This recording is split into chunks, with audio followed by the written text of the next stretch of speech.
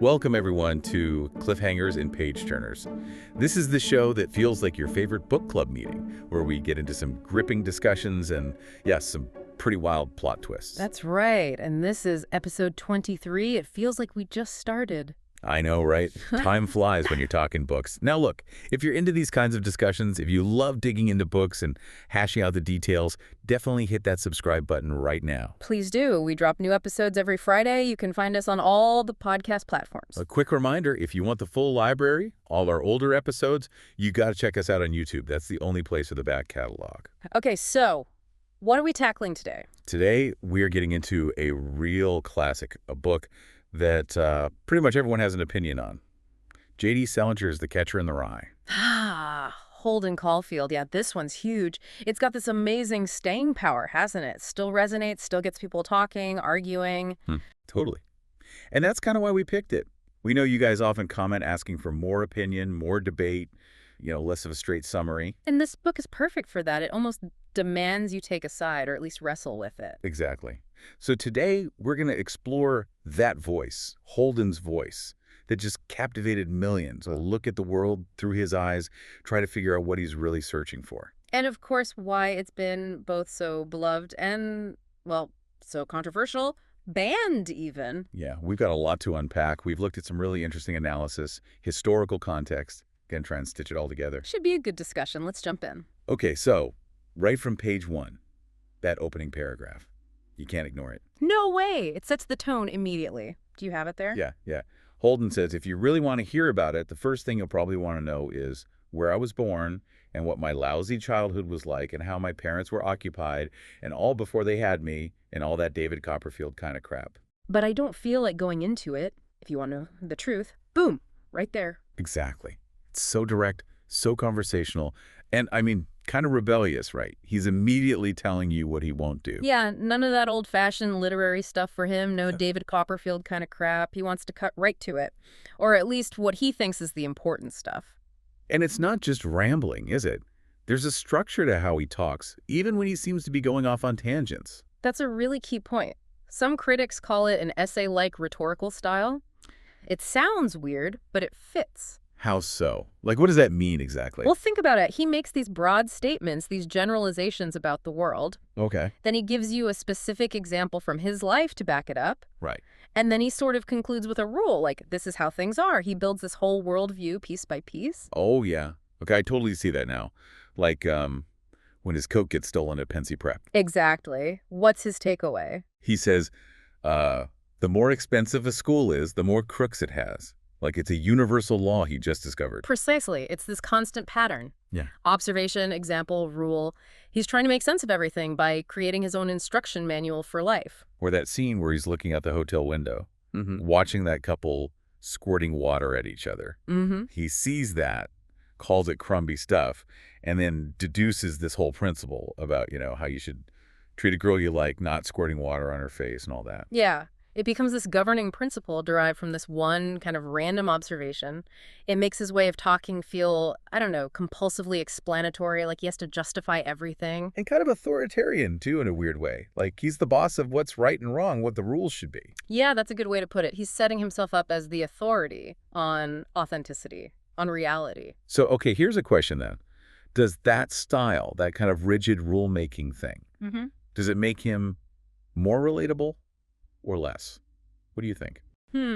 That's interesting. I can see arguments both ways. For me, honestly, it kind of makes him more relatable because it feels so much like a defense mechanism, A coping strategy. Yeah. The world feels chaotic and messed up to him, so he tries to force it into these neat little boxes with his rules. It's how he feels safe, maybe? Even if the boxes are full of cynicism. I definitely see the coping mechanism angle. It's like his shield against all the phoniness he perceives. But it also comes across as really judgmental, doesn't it? Very black and white. He seems so inflexible, maybe unable to handle nuance or complexity in people. So maybe it's a flaw, too. Like, it protects him, but also isolates him. Exactly. It could be both a relatable defense and a sign of his immaturity, his inability to deal with the world as it actually is, with all its gray areas. It kind of locks him into his alienation. Yeah, okay. That makes sense. And speaking of phoniness, That's his big thing, isn't it? His absolute obsession. Oh, absolutely. Yeah. Identifying the phonies. That's like his main mission in life. And his language is just full of it. All those phrases. Constantly. If you want to know the truth, I swear to God, I mean it. And really, often in italics. He's always trying to convince you he's telling the truth. Right. But here's the kicker. The big paradox. He admits he's a massive liar. The most terrific liar you ever saw in your life. His words. So how does that even work? Yeah. He tells you he lies, but then insists he's telling the truth now. It's brilliant, actually. Think about Mrs. Morrow on the train. Oh, yeah, Ernie's mom. He tells her all those lies about her son. Total fabrications. Saying Ernie really knows how to adapt himself, using that word really. But then when he's telling us, the readers, about lying to her, he says, then I really started chucking the old crap around. What, really in italics? So the italics mean this time it's true. That's the implication. He's saying, okay, I lied to them, the phonies, but I'm being honest with you about my dishonesty. It's a way of building trust with the reader through his confession of being untrustworthy. It's kind of mind-bending. Wow. Okay, so can you actually trust him then? If he tells you he's unreliable, does that paradoxically make him more reliable because he's being upfront about it? That's the million-dollar question, isn't it? I lean towards what you said earlier. It creates a kind of meta-truth. We trust his account of his own feeling, his own internal state, even if we doubt the specifics of his interactions with others. Yeah, you feel like you're getting the real him, even if the details are shaky. And this whole obsession with truth and lies, phonies, and authenticity, it wasn't happening in a vacuum, you know? What do you mean? Think about the era, the early 1950s, Cold War, McCarthyism. Ah, right. The hunt for communists, loyalty oaths. Exactly. Society itself was obsessed with uncovering duplicity, figuring out who was a real American and who was a phony, just pretending. Figures like J. Edgar Hoover were leading this quest. So Holden's personal mission to spot phonies mirrored this huge societal anxiety. Absolutely. The problem of the day was to penetrate the duplicity of phonies. How do you know who to trust? And those loyalty oaths. They were supposed to solve that, right? Make people declare their allegiance. Yeah, but did they? Swearing something doesn't automatically make it true, does it? It just shows it's important to the person swearing it, that they want you to believe it. So the oaths themselves could be phony performances. Precisely. It created this contradiction where the very act of proving loyalty could feel fake. It made it even harder to tell who was genuine. Man, that's heavy. So Holden's internal struggle is like a microcosm of this wider Cold War paranoia. I think so. This societal pressure to perform loyalty, to constantly prove yourself, it maps directly onto Holden's desperate search for something, anything authentic in a world that feels fake. It wasn't just about actions either, right? It was about language itself being suspect. Yeah, exactly. There was this idea promoted by people like Louis Boudin's, a major McCarthy witness, that communists used Aesopian language. Aesopian, like fables. Sort of. Yeah. Like innocent-sounding words that actually carried hidden subversive meanings, so you couldn't even trust plain language anymore. The old rules didn't apply. Wow. So if words themselves are potentially phony, how do you even find truth? That's yeah, that's deep. And Holden, our narrator, is caught right in the middle of this. He tries so hard to convince us he's reliable, using those truth markers, I swear to God, really. But we know he lies. Right. So his claims are always under suspicion. It's like those loyalty oaths, they maintain the idea of loyalty, but maybe hollowed out the real meaning. Holden's assertions highlight how difficult, maybe impossible it is to find objective truth in his world. He also does that thing where he names everyone and everything. Oh, yeah. The sheer number of proper nouns is staggering, isn't it? Yeah. Like old Spencer uses Vicks nose drops, he reads Atlantic Monthly. Do we really need to know that? Maybe not for the plot, but think about the HUAC hearings, the House Un-American Activities Committee. Blaming names was the big thing there, right? Proving you were cooperating. Exactly. The act of naming names became more important than the actual information. It was about performing credibility, proving you were in the know. Holden's constant naming feels a bit like that, a performance of knowing, of remembering details, maybe to convince us he's got a grip on reality. Huh. Never thought of it that way. And Hollywood was caught up in all this too, wasn't it? Yeah. Suspected by everyone. Totally. The right thought it was subversive. Liberals thought it censored itself too much. The HUAC hearings turned actors into real-life performers of confession, blurring the lines between movies and reality. So it was like, movies are dangerous because they seem real, but also dangerous because they're fake. Pretty much. Made it impossible to tell truth from fiction. Which brings us back to Holden's struggle. And then there's Phoebe's school play. where she plays Benedict Arnold. Perfect example, isn't it? It brings together the two places Holden finds the most phoniness, entertainment and education. Yeah, he really goes after the school system. Pensy, Elkton Hills. And that critique resonated back then. People were suspicious of the Eastern intellectual establishment. Time magazine even ran articles questioning if college professors were frauds. Seriously, asking if they were frauds. Yeah, the implication was that being smart might just mean you're better at hiding your phoniness. That truth was simple and external, not something intellectuals debated. Wow. So Holden's rants against his schools tapped into this real public anxiety about education and intellectuals being untrustworthy. Definitely. Teachers were signing loyalty oaths or getting fired.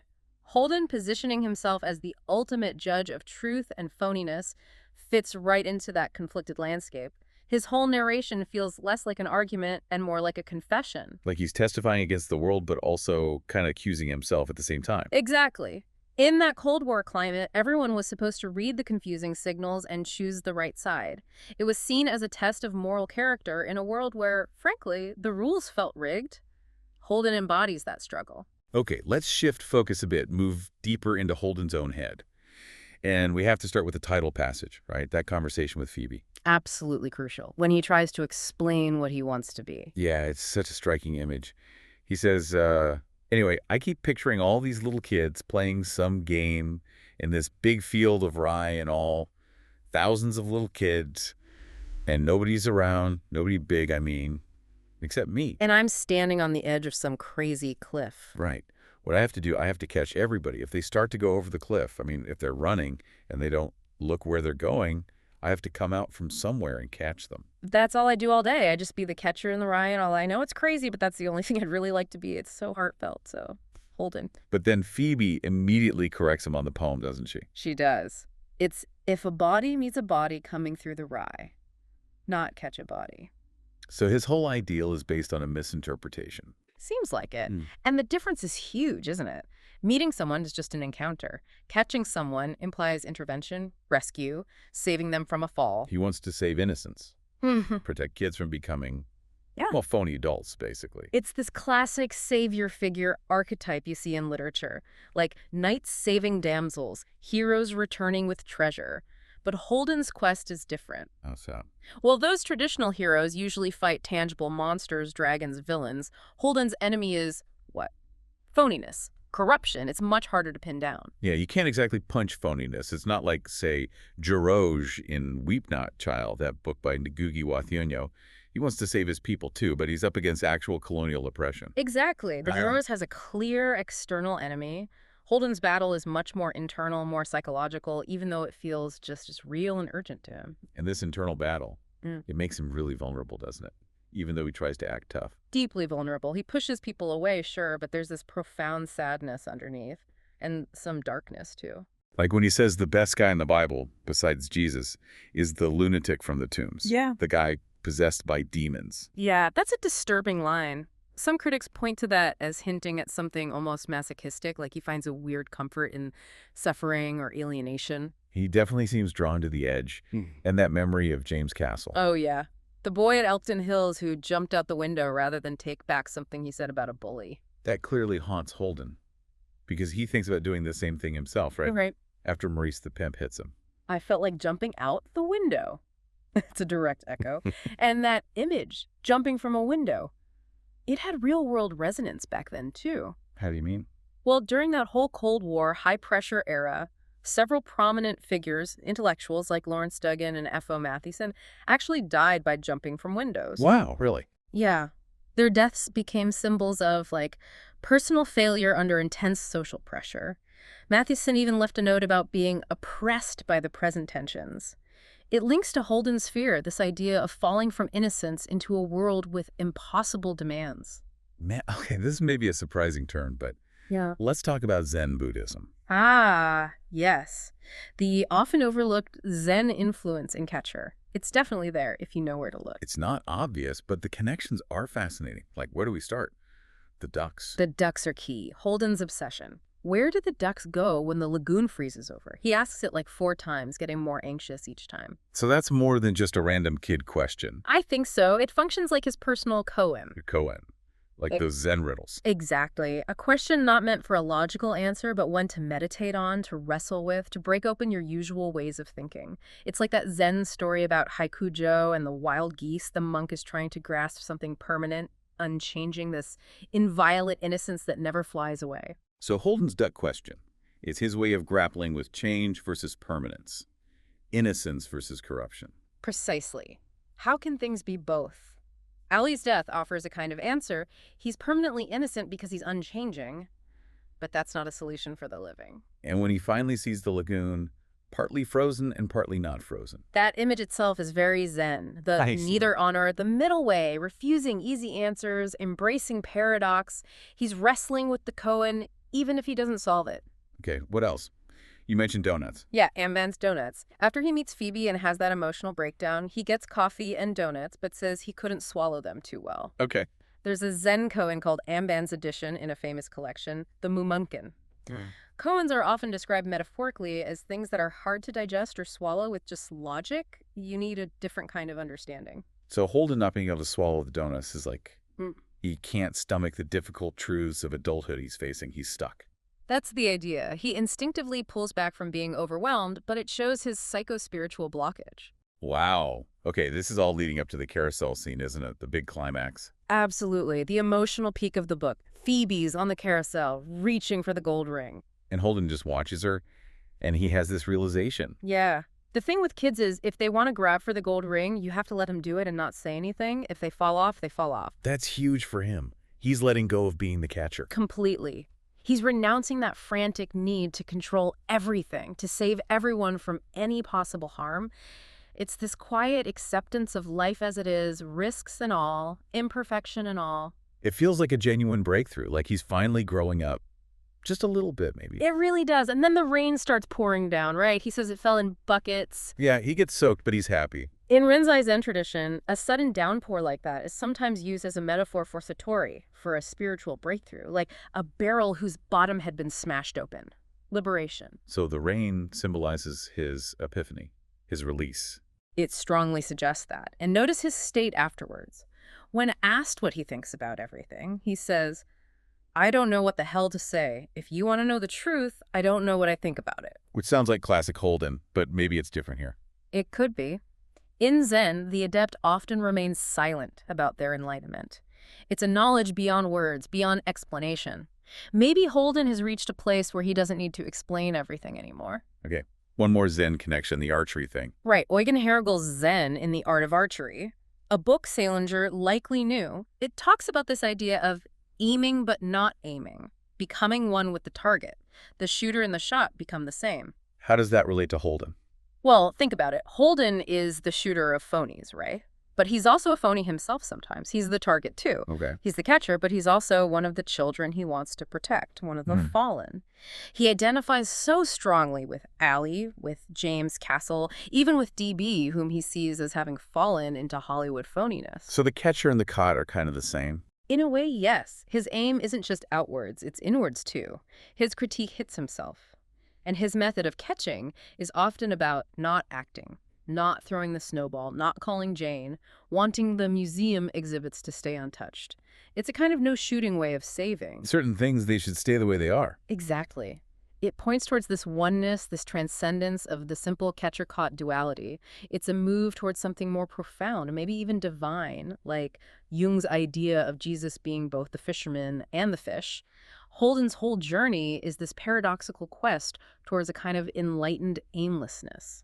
So if Holden's on this deep kind of spiritual journey, what about the people around him? His family specifically. How did they shape him?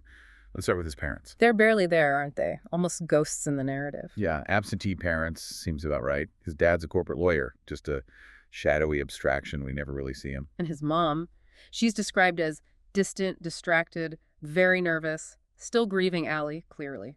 Holden even says they'd have about 2 hemorrhages apiece if he told them anything really personal. Which tells you everything about their emotional connection or lack thereof. He has all the material stuff, fancy schools, money.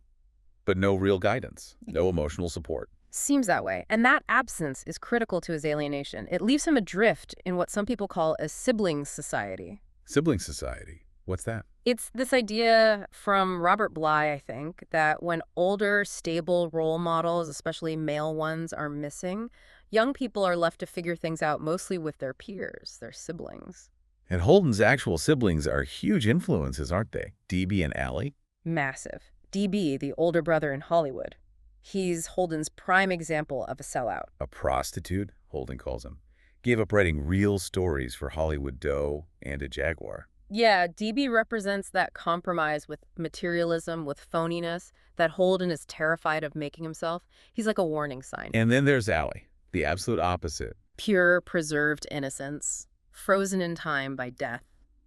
Holden was 13 when Allie died, and it feels like emotionally a part of Holden got stuck there too. Yeah, he even says he acts 13 sometimes.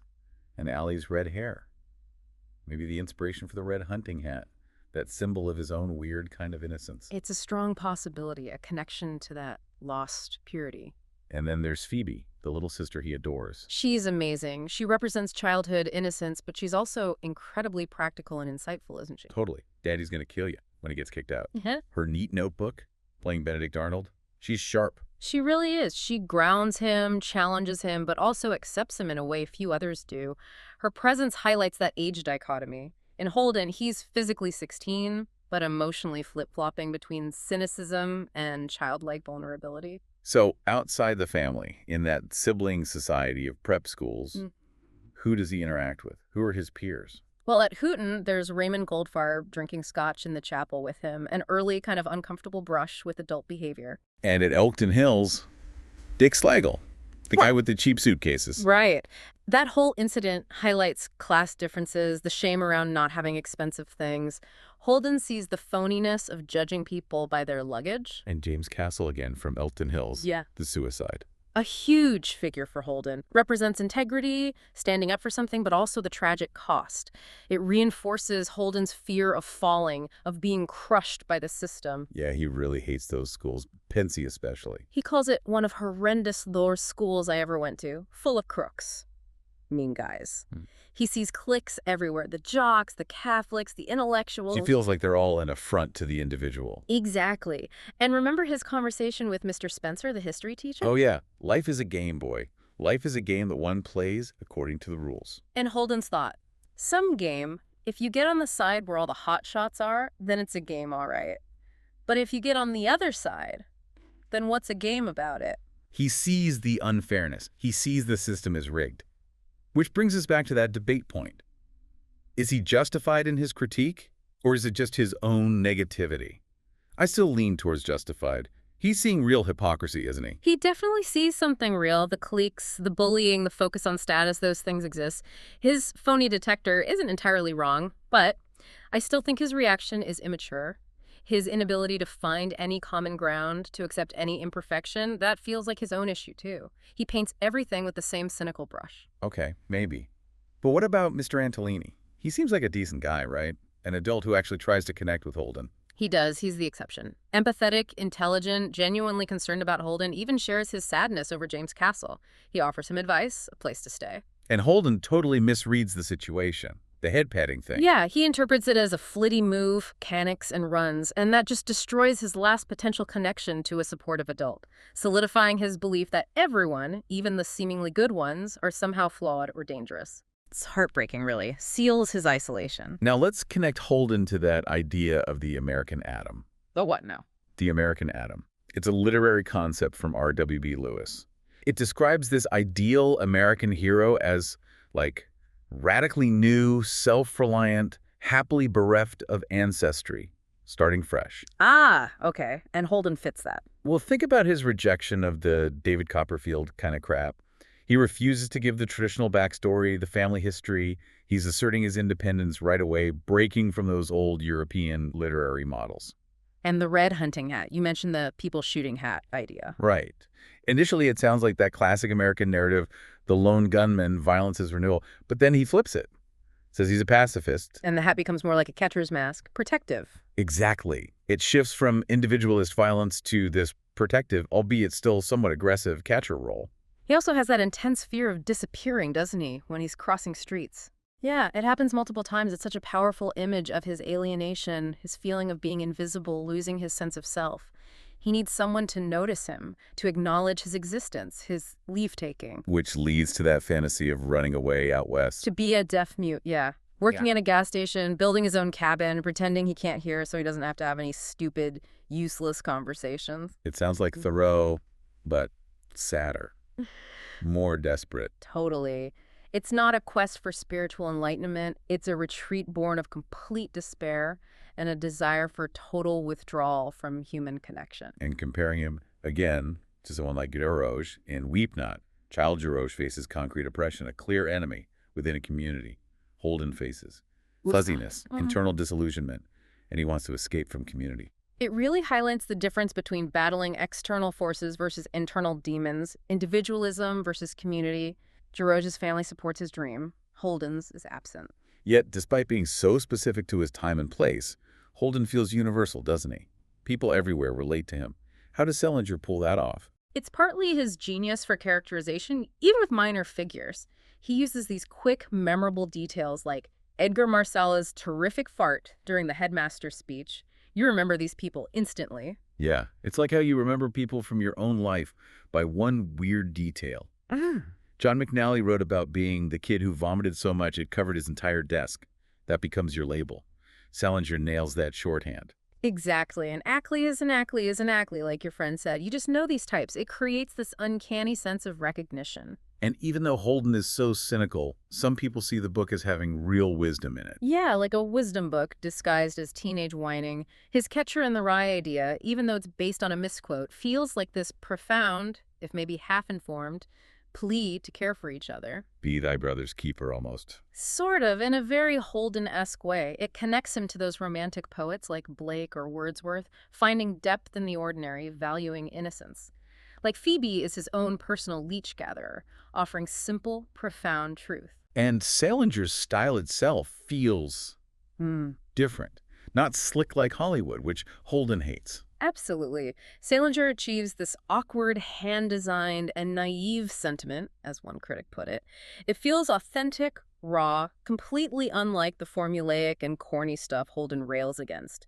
Salinger reportedly hated academic dissection of his work, too. Just wanted people to read it, feel it. Okay, we got to talk about the censorship. It's probably what Catcher is most famous for, besides Holden himself. Yeah. How does a book that feels, in many ways, quite charming, end up being one of the most banned books ever? It's a fascinating paradox. It's often challenged right alongside Huckleberry Finn, another book dealing with uncomfortable truths. And the reasons people give, they're pretty varied, right? Oh, yeah. Everything from the obvious crude, profane, and obscene language. Which, I mean, yeah, he swears a lot. He does. But also things like it being a literary assault on patriotism, home life, the teaching profession, religion, and so forth. Wow. That's basically an assault on everything traditional. Pretty much. Concerns it would undermine parental authority, that Holden was a terrible role model. Even that underlying anti-intellectual fear, like that superintendent who worried that reading is where you get ideas from. As if ideas themselves are dangerous. So, looking at those reasons, does the censorship tell us more about the book or more about the people trying to ban it? What's your feeling? I definitely think it says more about the censors and the anxieties of the time. It reveals a deep fear of challenging the status quo, a discomfort with ambiguity, and especially a fear of a young person's critical voice having influence. Yeah, it feels like the more a book connects with young readers, the more threatening it seems to certain adults. Yeah. Like its power makes it dangerous in their eyes. Exactly. Mark Twain famously said about Huck Finn being banned that it would just sell more copies. And Catcher has certainly sold millions, maybe partly because of the notoriety. Teachers lost jobs over assigning it. And remember that story about the parent confusing J.D. Salinger with Pierre Salinger, Kennedy's press secretary, trying to get the president to fire him? Hilarious.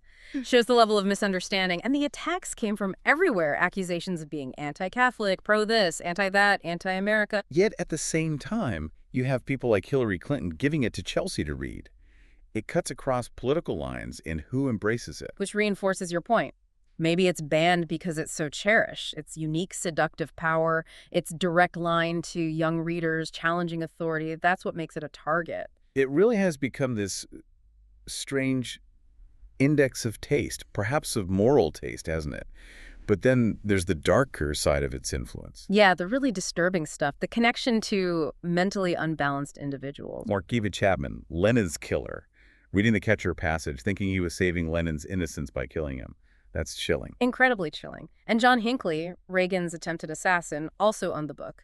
It's awful that a book about alienation could be twisted into a justification for violence by disturbed minds. John Guary's play, 6 Degrees of Separation, even portrayed it as a kind of manifesto of hate against phonies for some characters. That's a terrifying interpretation. It is. But thankfully, most of its influence has been literary, not criminal.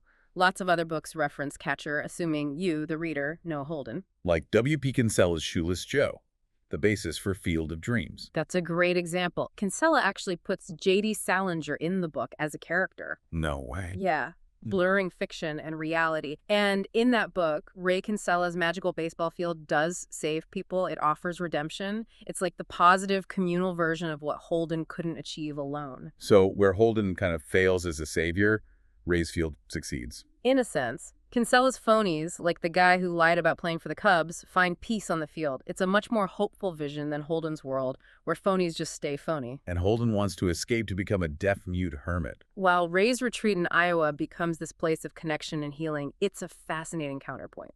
Okay, bringing it back to Holden's ending, that final admission. So poignant. I'm sorry I told so many people about it. About all I know is I sort of miss everybody I told about. Don't ever tell anybody anything. If you do, you start missing everybody. Wow. It feels like he just gives up on words, replaces truth with silence, especially since he's telling the story from, presumably, some kind of institution. It's an ambiguous ending, but it fits. It highlights Salinger's unique artistry, that raw, awkward sincerity that's so different from polished formulas. His total commitment to Holden's voice, Holden's feelings, is what makes it stick with you. Maybe that authenticity, that direct line to adolescent angst and confusion, is exactly why it got banned so much. Its power to connect felt dangerous. Could be. Its seductive power challenged conventional authority simply by being so relatable to young people. So thinking about all this, Holden starts as this frantic catcher, desperate to stop time, preserve innocence. But by the end, watching Phoebe on the carousel, he seems to accept that kids have to reach for the gold ring they might fall. What does that shift tell us? About maturity, maybe? Not just for him, but for us. That's a great question to leave people with. Can we accept life's imperfections, its risks, its phoniness even, alongside its beauty? Yeah, can we navigate it all without becoming completely cynical, like Holden often is? Or retreating entirely? Can we find that balance he struggles so much with? It's definitely something to think about. Absolutely. It's a book that seems simple, but just keeps revealing layers the more you think about it. Well, that was quite the exploration of The Catcher in the Rye.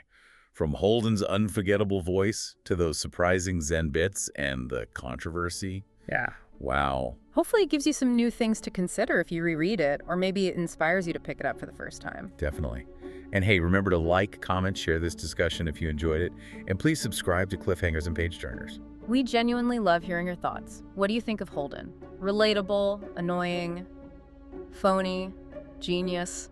Let us know in the comments. Please do, and join us next week for episode 24. We'll be getting into another fascinating read, If You Love It, Let It Kill You, by Hannah Pittard. Sounds intriguing. Mm-hmm. Okay, until next time, keep turning those pages. And may your reading always be a wild ride.